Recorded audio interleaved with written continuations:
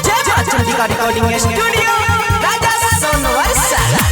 के जानू मर जेबो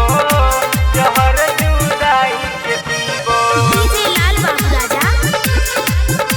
जहर जुदाई के पीबो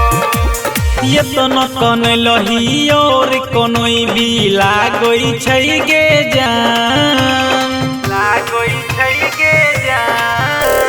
ये तो न कन लही और कनई भी लागोई छै गे जान लागोई छै गे जान काल तोहर शादी होई जैतौ करके जभी बदनाम गे जानू मर जेबो जहर जुदाई के पीबो गे जानू मर जेबो जहर जुदाई के पीबो जहर जुदाई के पीबो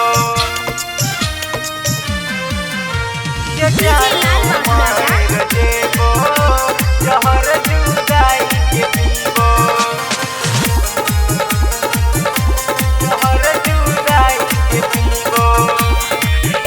गे तोरा चाहै छियौ जान हमे अपनो से ज्यादा तब किया बदल लही अपन इरादा अपन इरादा गे तोरा चाहै छियौ जान हमे अपनो से ज्यादा तब किया बदल लही अपन इरादा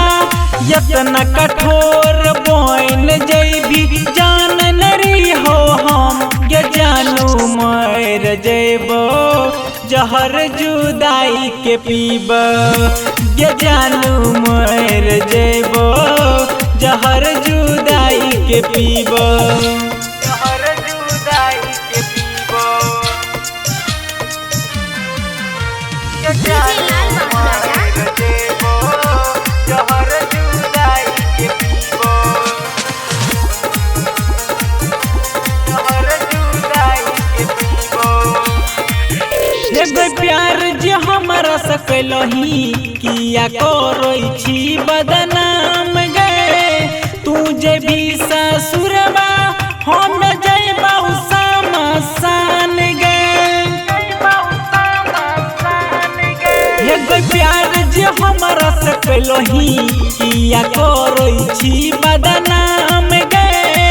तू जे भी ससुरबा हम जइबा समसान गे